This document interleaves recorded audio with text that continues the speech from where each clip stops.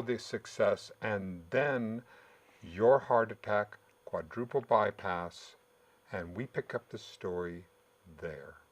So tell me what's going on, what was going on at that time as you worked back into, you spent 2 years getting into the, getting back, even working at Office Max as a clerk to be able to do something and pick up the story there. Well, I began, I went back to church first time in 20 years. Mm-hmm. And I found myself in the New Thought movement. Yes. With Unity, and that's where I began to heal, began to find myself, began to answer some of those questions. The question, who am I? Why am I here? Where am I going? And about a year after I started going there, one of the ministers came up to me after service one day and said, I think you'd make a good prayer chaplain.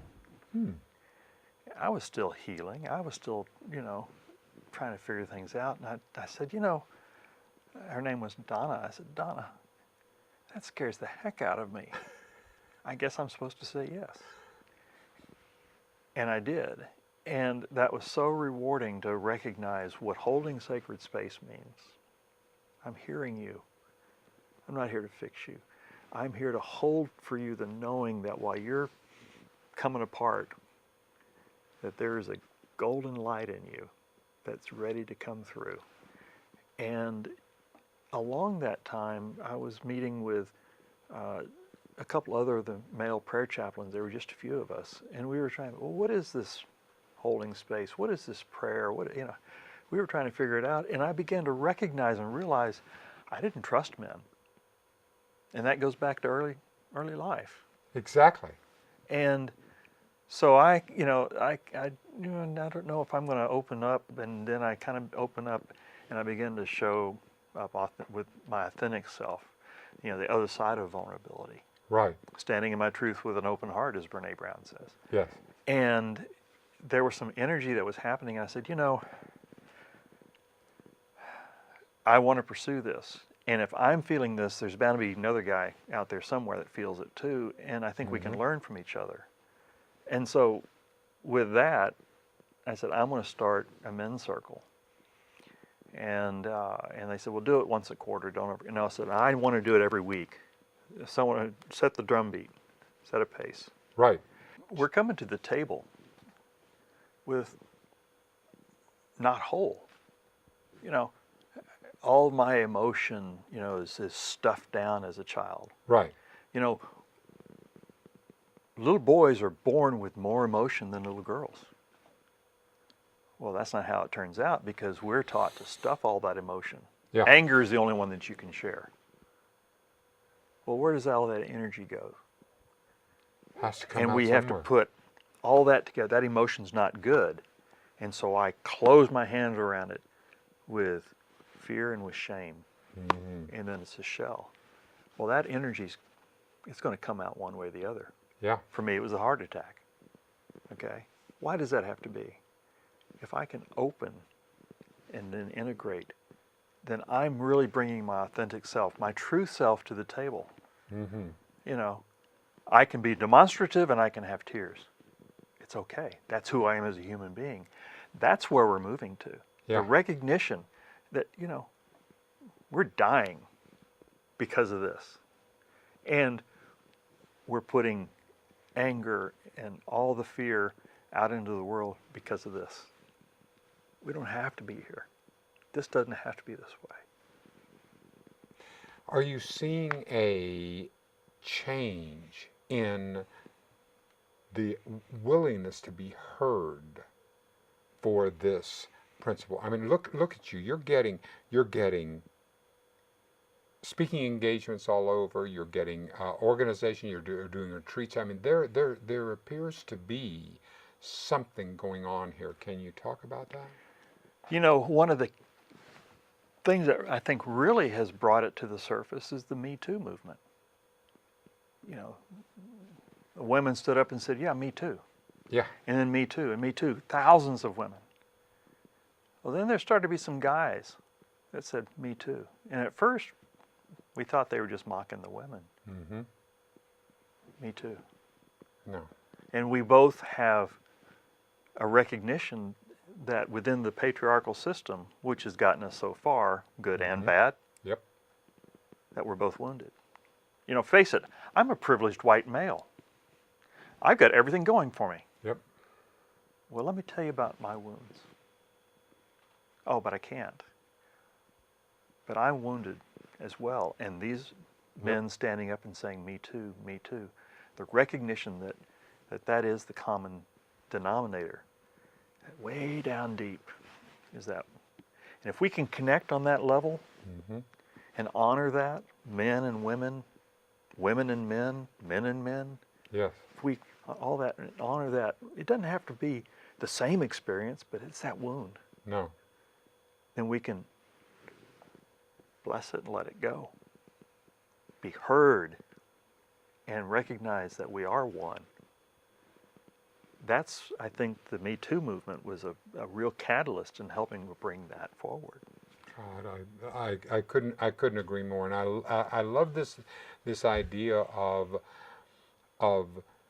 bringing. I only know of one solution, one healing or wholeness for shame in my life, and that has been sunlight.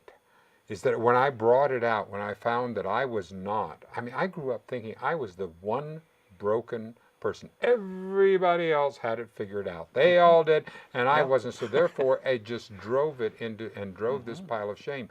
I mean, seriously, I am also a privileged white male, but I also tell you that there are parts of my personality that thank God that for the grace of God, that I did not have the pathology inside of me, but I was just as dark, I was just as wounded and just as broken as I see people who act out and do awful, terrible, horrible things. It just so happened I just turned that inward and did that toward me.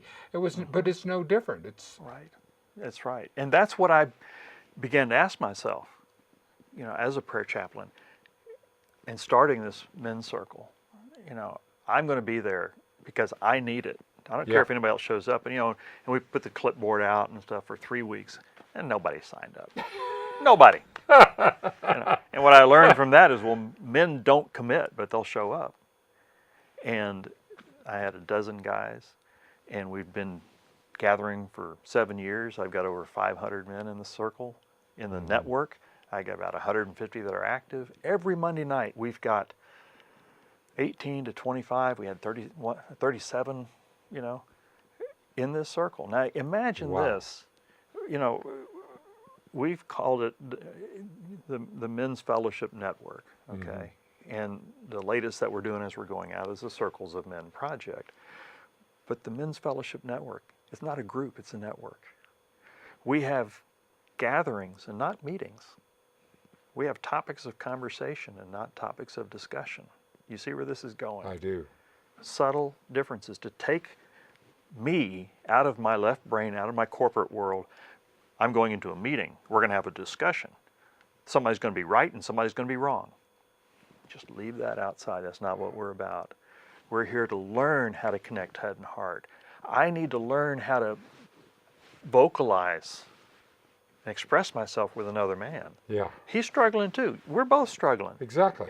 To create a safe and sacred environment where nobody's trying to fix anybody, but we're there to hold space and to listen and to share. You know, I take a topic and I'll put it out there. It could be grace, it could be vulnerability, it could be fear, whatever the topic. It's inconsequential. It's the starting point for us to have a conversation. Again, not a discussion, but a conversation. Exactly. And what's happened, and it happened one night, we had like 20 guys in the circle. And first of all, when you have that many guys in a circle, add everybody's age up.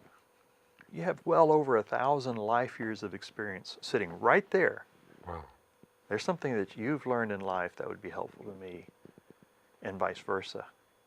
If we could only have the trust to be open and share. You know, our conversation ebbed into a silence. Now, 20 guys, somebody's got to fill that silence. Somebody's going to jump in there. Well, no, they didn't. And you could feel the energy. Each of us could feel the energy. We were not alone. There was somebody else. We were all together. Sat there for almost 5 minutes, and finally one guy said, well, what just happened? And another guy says, well, you know, I was holding space for you. Another guy said, well, I was holding space for you. Another fellow said, well, you know, every day I pause just a minute or two and think about everybody in this circle. Send you good energy, you know. Mm. And another fellow said, we ought to all do that every day at the same time. Let's do it at 11:11. So now, That's good. you know, we all got our phones set. Yeah. And at 11:11, it comes up. And I go, hang on just a second. Okay, I'm back. From whatever I'm doing. Just that moment that somebody else, I know somebody's got my back. Yep. But I had the occasion to meet and begin to work with an organization called Gender Equity and Reconciliation International. Tell me more about that. What a fantastic group of people. First of all, they're in 10 countries. They've been working at this for 27 years. And it's what I had referred to, I think, in the last segment, about coming to this place and connecting on a deep, deep level, recognizing the wounds within one another Sure. in a sacred setting, so that healing, so that, like you said, to bring it into the light without judgment and recognize how we are all really connected. And that, we've talked about the Me Too movement and the awareness of that, and that's a real springboard that that gets brought out with that work. And I'm so passionate about it, I'm becoming a facilitator with them. God, that's wonderful. I've been looking for, okay, so we men are doing this work and we're learning from one another, and this contemplative approach, this is a stepping stone. It's a stepping stone. It's not one of the other 5 models, you know, the Jungian model or the Robert Bly model or the Million Man March or the traditional. Those have all gotten them into this, but this contemplative model is this next space. But now what? Where do we go from there? Well, where do we go from there is the deep healing between men and women. And that's the work that Gender Equity and Reconciliation International has been doing for 27 years, all over the world. And that's coming up. In May, we were at the United Nations. We were having a workshop with the Committee on Spirituality, Values, and Global Concerns. People from all over the world. The common denominator was, in some form or fashion, me too. Yes. The common denominator was the sharing of that deep wound. When a circle comes together that's like that, there's the only way I can describe it is that it's an alchemy that happens.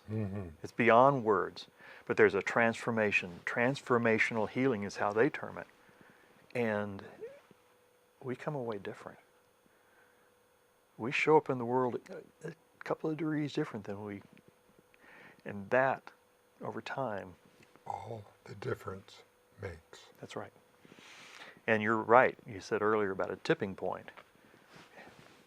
So, yeah, that's the men's work, is to raise our consciousness about that, and to take that learning, what we can learn from one another's experiences, so that we can, broad generalization, I believe that women tend to be more conscious than men. Yeah. Well, it certainly has been. I mean, if I look at it, if I look at 2 teenagers that we were there, we look at that, I bless our heart. Yeah. Well, they're here and we're here. Now, do you think the women are going to come down here to meet us where we are? Hell no. No. No. We have got to work ourselves. We've got to do this. Yep. We've got to raise our game. We've got to raise our consciousness to meet women where they are. But we're not allowed to do that out in public. Yep. We're not allowed to go work these things. You know, Brene Brown, in one of her talks, I think she has in her book, a guy came up to her after one of her talks and said, well, Dr. Brown, you're just studying women, aren't you? Mm-hmm. And she said, well, yeah, I am. And he said, well, that's convenient. He said to her, my wife would rather see me die on top of my white horse than to fall off. So where do I go? I'm broken on the inside. If I show that to my family, if they get any glimpse, it scares them. Yeah. And my role is I can't do that to them. So I'm stuck unless I'm connected with another man. Yep. Well, so that's our men's work. Yep. In preparation so that we can show up authentically with our wife or spouse, show up authentically Yep. in the world. And because aside from politics, cultures, around the world, the one common denominator is the patriarchal system has Yep. taken us, polarized us. Right. How do we find our way to come back together? Not to be, like women, not to be the male or the female energy, but to honor both. Right. You know, Because both exist within me. yeah, and it's not resolution to be this or this. No, in the gender equity work, they talk about holding the tension of opposites. To recognize that your thought is different than my thought. Mm-hmm. Well, now we can just battle that out all day long, or we can hold that tension of opposites and raise for something greater than that. That this is a paradox. God, that's lovely. This is a paradox. The world's a paradox. Of course. Get over it. Exactly. Okay? And that's where compassion comes in. Compassion for oneself Yep. and for the other person. It's easy to take this side. It's easy to take this side. Black and white. Mm-hmm. The real power, the real strength is to bring compassion. And that's the ability to hold in your heart the knowing that these are just two ends of a bigger story. Yeah. And let's find the bigger story here. That's the higher good. And we can do that. We are doing it. You are doing it. And this, I want to ask you about, because I saw a picture of the G20 the other day, which are the top leaders. And so here is a picture. They're all on stage, and there are 18 men. And then there's Christine Lagarde, who is the IMF head. She's now been promoted. And then Angela Merkel. Mm-hmm. Theresa May's not on there now, but when I looked at that, it startled me. It startled because I look out in the world, it's not that way. Even in the corporate world where I'm still working as a communication coach, it's different, and it was just so stark to be able to see that. And so I'm thinking about, okay, how when any group has ever gracefully shared power, so how do we as men invite in and find it to be the absolute necessary value to be able to gracefully share this power rather than having it ripped from our cold, dead hands? I used to say in Motorola, my perception was that I had, high heel marks on my back. My perception that a woman got this position over me. Yeah, because, you know why? Yes, because... Yeah, and that's a lower level consciousness thinking. One of my, I used to say, well, the women are going to make it to the top, but they're smarter than us. They're going to get to the top and say, this is for the birds. Right. And they're going to give it back to us. But the truth of the matter is, what a rich and powerful, to bring all of that energy, the divine masculine, the divine feminine, all together. In the million different ways that can play out. I have to share this, that on my website, mensfellowship.net, over the years, literally half, 49.4% last year, of the visitors to that website were women. Wonderful. I was given a small talk out in Bastrop and sitting around a table, and that point came up. And I said, the reason that this is happening is that the The women are looking for a resource for their man. It's either that or they're stalking us. Well, after the laughter died down, and I said, I can't unring that bell. Yeah. I wish I didn't say that. The woman sitting next to me, she said, Clay, I've been following your site for quite a while. And let me tell you why.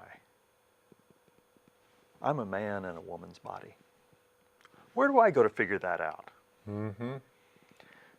The incredible diversity, the incredible resource for good that is out there. Yes. If we can hold the tension of opposites, live within the paradox, aim for the bigger picture.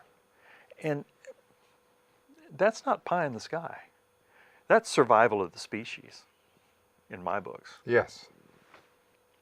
You know, with the Charter for Compassion, you know, I'm writing the initiative for the men's sector, they call them. And the first thing that the board chair said to me was, when we were talking about it, he says, well, why don't you write it? You know, he said, saddle up next to the women and girls sector leader. Yeah. She'll take you under her wing. She'll kind of assimilate you into what's happening, into the constellation that's out there. And then you can define and begin to kind of feel for what is it that you're going to do. And I said, well, first of all, I'm not going to sit there and write this out because I don't have the answer, but I can help create the conversation, and that's what I'm doing. Yep. I was invited on a weekly call that the women and girls sector for the Charter for Compassion has, women from all over the world on this Zoom call. They said, Clay, would you sit in on this? I said, well, I'm a guy, you know. Yeah. And she was pretty wise about it. Sat in on that call, and you talk about what's not in the news. Oh my gosh, the incredible things that are going on out there. After that call, she said, well, Clay, would you consider being part of our women and girls leadership team? I said, oh, I'd be an honor. Yep. I mean, you know, and I've got, you know, chills. And so that's what I do. That's the sharing. Yep. And she and the women are actually helping birth the men's initiative. Yes. Isn't that kind of poetic? That is, not only is it poetic, but it is exactly the way it has to be. Yeah. This has to be a collaborative sector. The men we can't go off by ourselves and the women off by themselves and then figure it out and then come back together. There has to be. Well, and let me tell you, those women, I mean, there's nothing Pollyannish about this. These women are on the front lines. Yep. One week I was on the call, and this woman, I think she was in Saudi Arabia, working on women's rights. And she said, you know, in some circles I'm considered a dissident. Of course. Now recognize that a few days prior to that call, there were 40 men that were rounded up. Without trial, they were said, you're dissidents. And they were beheaded. Mm-hmm. Now, this isn't La La Land. This is the real deal. Yep. You know, and we talk about, you know, these higher level consciousness, all these things. It is our future. Mm-hmm. If we don't go there, we might have fold up shop. Yep. And these women are doing it. All These over women the are the world. leaders that are doing it. They are here. Yep. And we guys have got to do this. But that's what we're doing here, Yes. and that's what I love about getting a chance to talk with you, and I love the way that you keep bringing back the word conversation, because the concept of reasonably spontaneous conversation is something is alive. Yeah. It is alive. We get to experience it, and the depth of vulnerability that both of us are willing to go to, and that we're willing to sit down and to see, and it will actually happen. So we'll actually be able to see this happening, because in conversation is much different than anything else that we can do. That's what I love about this in this last couple of minutes. Tell me anything else that we want to leave this. What one of the many thousands of subjects that we could dig on. Would you like to take us off the scene with? Oh my goodness. Let me tell you, it's not just about the men in the circle. I go back to us having one another's back, and we go through life together. You know, to stand with our brother in hospice and hold his hand as he Yes. transitions. What an intimate gift, what a sacred gift that is. God, To him and to me. has to be. You know, to feel the pulse just in, you know, that rite of passage, that final rite of passage for him on this go round. Yeah.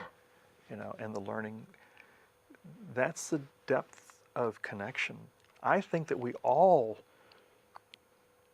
have to have for survival and to go through life together. I agree. Men with men, men with women, women with men, women with women. Yep. And all across the gender spectrum. All because across. because of what I all across the spectrum when we think, because I internally always identified with women. Mm-hmm. I it was just because of my sensitive nature and because Mm-hmm. what I had and so that was such a weird thing to grow up to be able to Right. identify, love the privileges of being a man, Mm-hmm. go out on the back porch and pee. Believe me, that's a nice Yeah. thing to be able to do, just on the thing, not Mm-hmm. something that you be able to walk outside without a shirt on. Nobody cares. No, I mean, they might care in the sense Mm-hmm. that, oh God, but still, there's nothing. I mean, I think there's a lot of real privilege, but at the same time, my identification has always been with the Mm-hmm. feminine. Mm-hmm. Yeah. I'll leave one last thought. I'm leaving next week, and I'm going to Kenya.